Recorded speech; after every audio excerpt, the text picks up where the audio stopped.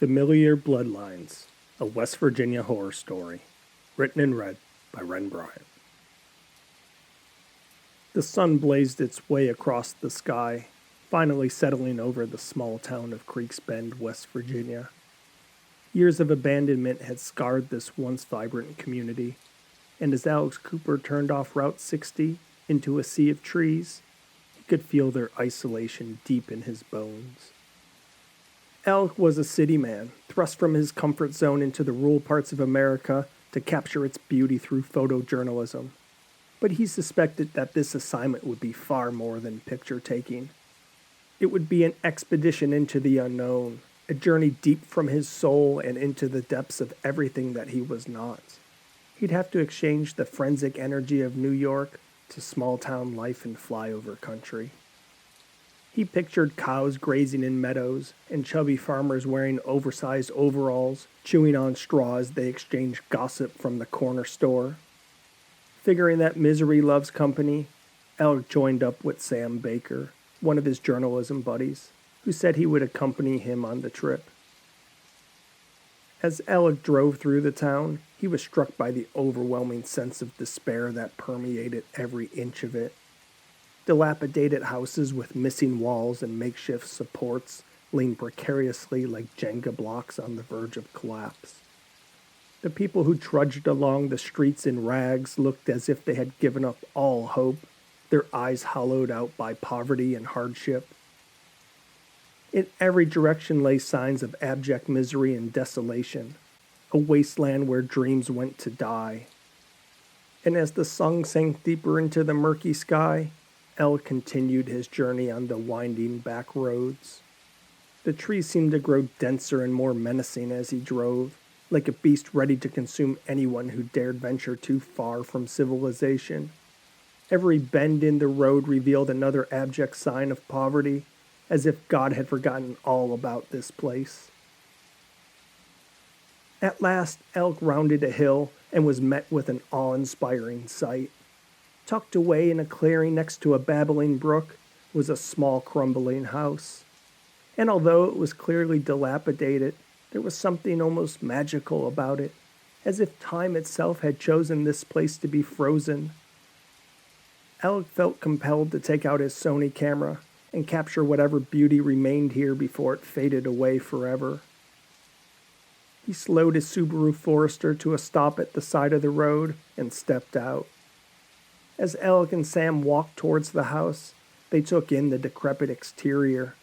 The paint had peeled off years ago, leaving the walls with an ashen gray. One window was shattered. A broken refrigerator lay in disarray, next to stacked wooden crates with what looked like pea-stained pillows strewn across them. Alec heard something stirring inside the house and examined the door. It looked like it had been forced open. "You see that?"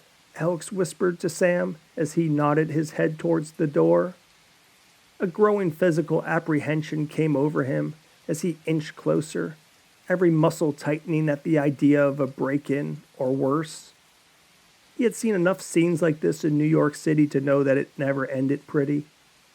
He wondered if it was any different in rural America.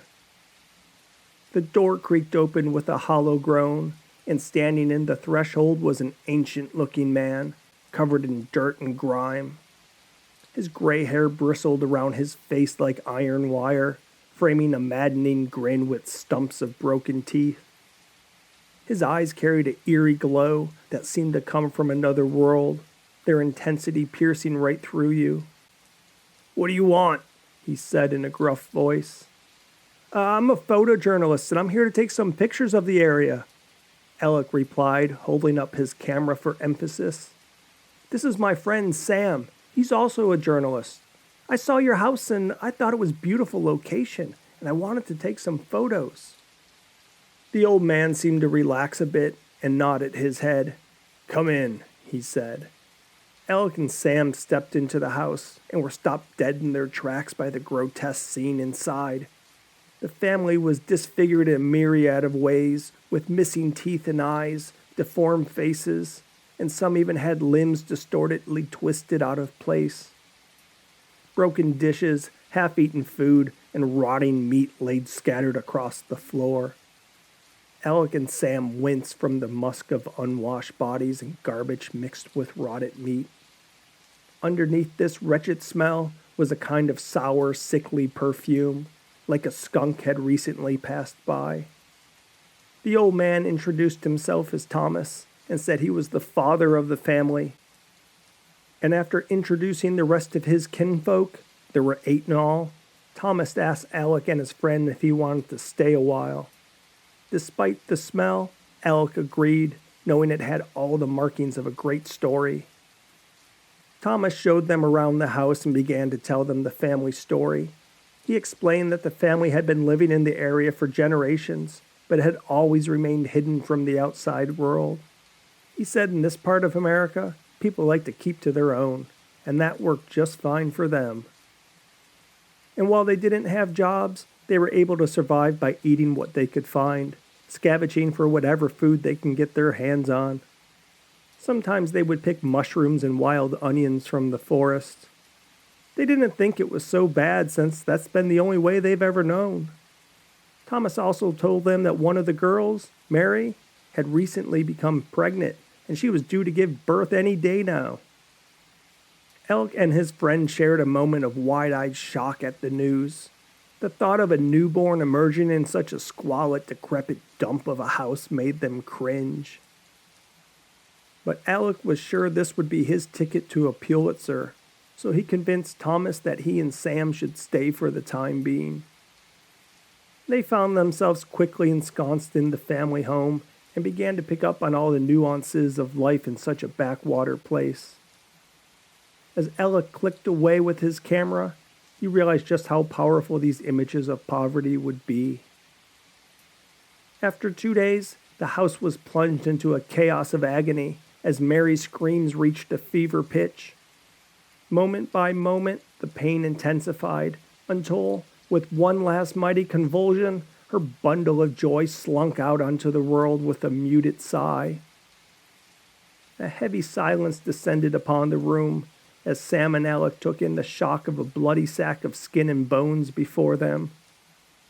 Thomas held up a severely deformed dead baby, its paleness starkly contrasting with its mother's life-filled tears.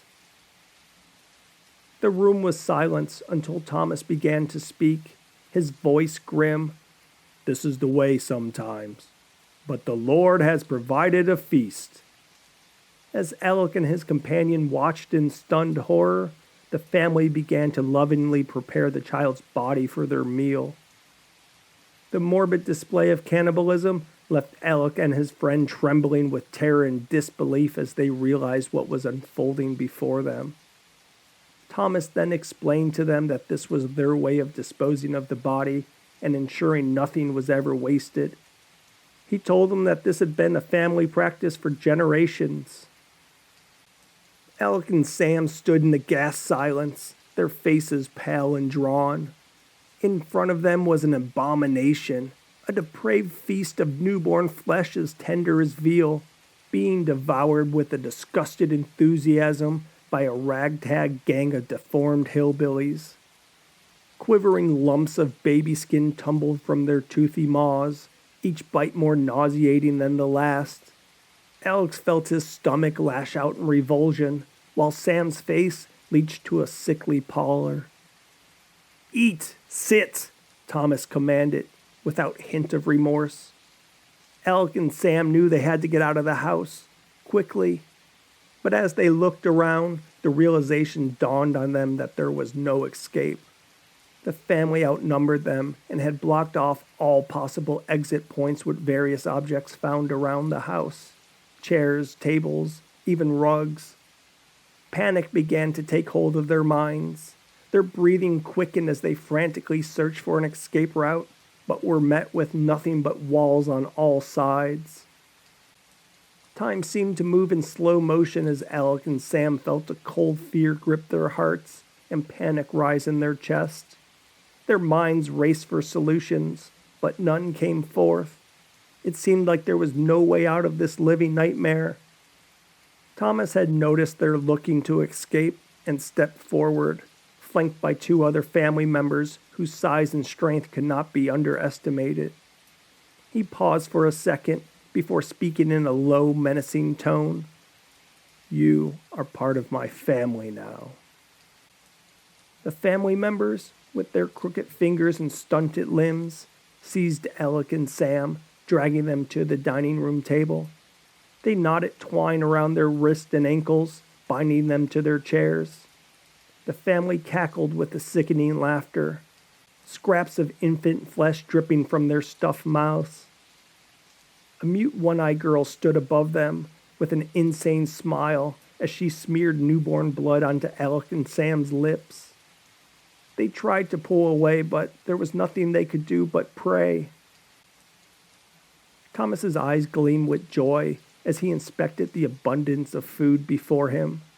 With a triumphant roar, he looked over to Alex and Sam, laughing maniacally, as if the Lord had just presented him with the greatest gift ever bestowed on mankind. "We'll have enough to last us for 6 months!" he exclaimed. The family abruptly ended their grotesque newborn feast and dragged Alec and Sam into a room where they would be kept hostage. In the center of the room lay a mattress, stained with blood and body fluids. The walls were smeared with rancid grease. There was a window, but it was boarded shut. As soon as the door was closed behind them, Alec and Sam tried to break free, but they found themselves bound to their chairs like condemned prisoners, with no possibility of flight or escape. Outside the room, they could hear the faint laughter as the family went on with their warped lives. In the middle of the night, a faint noise caught Alec and Sam's attention. It sounded like someone was trying to pick the lock on the door from the outside. After a few minutes, the door opened and a figure stepped in.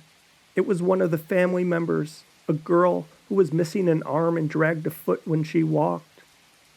"You shouldn't be here," she whispered. "What is this madhouse?" Sam asked. The girl explained why there are so many deformed members of the family. She said generations ago, her ancestors had interbred with each other due to a lack of outsiders living nearby, meaning all living family members descended from only a few individuals. An already very small gene pool got smaller as it passed down generation to generation. She said she was trapped there like they were, and she knew soon Thomas would sleep with her. She said she didn't want to have a stillborn baby. She wanted freedom and a life elsewhere. The girl untied the ropes binding Alec and Sam, urging them cautiously out of the room. "My name's Charlotte, by the way," she whispered, making sure no one else would hear. They exited through the back of the house. They were free, or so they thought. Alex saw a figure lurking in the shadows. It was Thomas, with his family by his side. His wild eyes shifted from side to side as he approached them with a hunting knife in his hand. Charlotte shouted desperately for them to run away and save themselves while they still had a chance. So they bolted into the night, fueled by fear and desperation. As they reached the edge of the woods, an agonizing scream sliced the air. Charlotte's cries of terror as Thomas violently slit her throat. From behind tree trunks, Alec and his companion watched, mortified as Thomas murdered one of his own. Alec and Sam fled in terror through the thickets of the forest. Branches slashed their faces, briars tore at their clothes, and fear pumped through their veins. Distant howls of inbred madness echoed from the darkness, getting closer and closer by the second. Thomas and his deformed kin were not far behind. They ran faster, putting distance between them and the inbred family, running for what seemed like hours until exhaustion threatened to overtake their consciousness. And as the sky changed from the darkness of night to the blue of dawn, the small town of Creek's Bend appeared like a mirage, smoke rising from chimneys, lights twinkling in windows. Alec and Sam thanked God. They could get help, get out of this madness. As they got closer, Alec's skin began to crawl. Every man and woman walking the streets had deformities, just like those of Thomas's family, missing teeth or fingers, bulging eyes, or crooked limbs. Realization settled in. Not only did the townspeople know about the inbred family, they were all part of them. "We need to go back," Alec said. "We need to get to our car and get the hell out of this place." Sam's lip quivered as he nodded reluctantly. They cautiously made their way back into the forest, hurrying as quickly as they could without making too much noise. Cautious that Thomas and his family were lurking somewhere in the woods, waiting for them like vultures for a dying deer. Finally, after what felt like eons, the unmistakable silhouette of Alec's Subaru appeared on the horizon, a beacon of salvation. Throwing caution aside, they ran for it like madmen. Alex was the first to reach the car, flinging himself inside and slamming the door shut behind him. As he frantically searched for the keys in the sun visor, he saw Sam get grabbed from behind by Thomas. A scream of terror escaped his lips. Thomas cackled maniacally as he held Sam in a headlock, the blade of his hunting knife shining menacingly under the morning sun. The other family members came out of the woods. The rising sun made their disfigured shadows dance around his car. "Give up," Thomas growled. "If you don't, I'll kill your little friend here." He paused, glancing down at Sam struggling in his grip, before continuing. "You have no choice. You can either surrender or watch your friend die slowly at my hands. I'll cut his belly, pull out his entrails, and feed it to him as he slowly fades. That would be a sight to see, eh?" Alex knew he was trapped. There was no escape for either of them. And Thomas's words were like a dagger to his soul, dangling Sam like a carrot in front of him as bait and threatening to snuff out his life. The situation appeared hopeless. But then an idea came to him. Maybe there was a way out. Alex silently reached up, found the keys, and jammed them into the ignition. The engine roared to life. With a quick prayer, he stepped on the gas and floored it, racing towards Thomas's family. They tried to get out of the way, but there was no time. The Subaru hit the deformed family like a sledgehammer. Bones crushed, blood squirted and splattered against the windshield, and the car lurched as skulls became speed bumps. As Alec took aim at Thomas and drove straight for him, he saw something that made his heart tear into two. Thomas raised the hunting knife above his head and plunged it into Sam's chest. Alex screamed in horror as he desperately tried to reach the brakes, but it was too late. His vehicle collided with the figures in agonizingly slow motion. With one horrendous crunch, they were both gone. Tears streamed down Alex's face as the Subaru screeched to a halt, and the dust settled over their lifeless bodies. He looked around at what remained of the family. Mangled corpses lay strewn across the ground like rag dolls, red pools staining the grass where they lay. Lowering his head sadly, Alex stepped out of the car and walked quietly to where Sam's broken body lay motionless and lifeless, the hunting knife still stuck out of his chest. He knelt by his side, feeling a deep sadness and guilt at what had just taken place. Alec took Sam's still warm hand in his own and let out a wail of sorrow that seemed to come from the depths of his soul as grief engulfed him.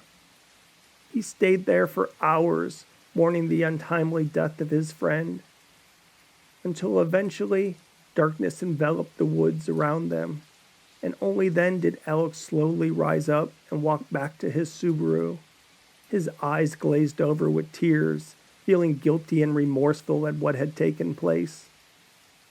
As Alec tried to turn over the ignition, the Subaru wouldn't start. Alec cursed the car and punched the steering wheel.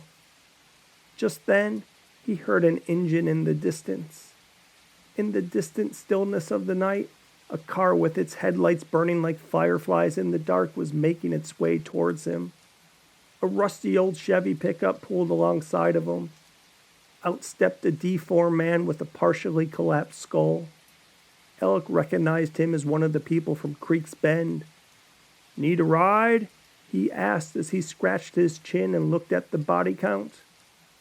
Alec's heart quickened at the thought that this might be some form of divine intervention. Was it possible that his prayers had been answered after all? He replied with determination, "Yes, please." Without hesitation, he clambered inside the pickup and felt its engine hum to life beneath him. The man put the truck into gear and was about to hit the gas when he paused and put it back into park. "Almost forgot," he said as he opened up his door and got out. Alec felt his stomach churn as he watched the man hoist the battered corpses onto his truck bed. They landed with a sickening thud.